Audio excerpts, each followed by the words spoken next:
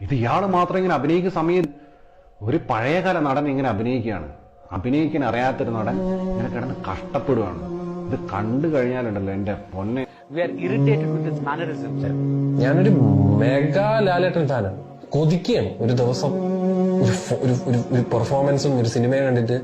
എന്തിനാണ് മോഹൻലാൽ ഇങ്ങനെ കയറി അഭിനയിക്കണെന്ന് മനസ്സിലാവാത്തത്? ഇത് കണ്ട സാധനം തന്നെ ഇങ്ങനെ കാണിച്ചുകൊണ്ടിരിക്കുന്നത് എന്ത് കാര്യത്തിനാണ്? മുഴുവൻ നടന് പോലും മുഴുവനായി ഒന്നും ചെയ്യാനില്ലാത്ത രീതിയിലാണ് കഥാപാത്രം. ലാലേട്ടന്റെ അഭിനയത്തിൽ ഈ ഒരു ആർട്ടിഫിഷ്യാലിറ്റി ഫീൽ ചെയ്തു.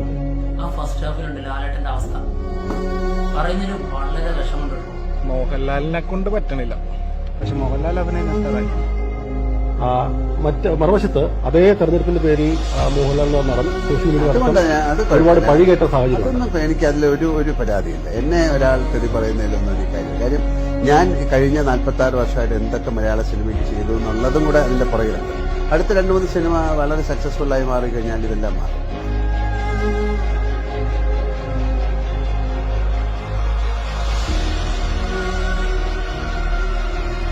വർഷങ്ങളായി ഞാനൊരു ട്രയൽ അറ്റൻഡ് ചെയ്തിട്ട് I lost that touch. I am not confident in it. ഈ സിനിമയിൽ അദ്ദേഹം ഈവൻ ഡബിങ്ങിൽ പോലും കൊടുത്തിരിക്കുന്ന ആ ഒരു ടഫ്നെസ് എനിക്കറിയില്ല. ചുമ്മാ അദ്ദേഹത്തെ കാണാത്ത സീനുകൾ പോലും നീ ചുമ്മാ അങ്ങനെ കണ്ണു അറിയാം. Mohanlal is in good form as a man who seeks justice for the rape survivor. I was like, yes, that's so. ഇതാണ് നമ്മൾ കാണാൻ കൊതിച്ചിരുന്ന ലാലേട്ടൻ. പിന്നെ മോഹൻലാൽ എന്ന് പറഞ്ഞ മനുഷ്യന് അയാൾ നടന്നാലും മതി.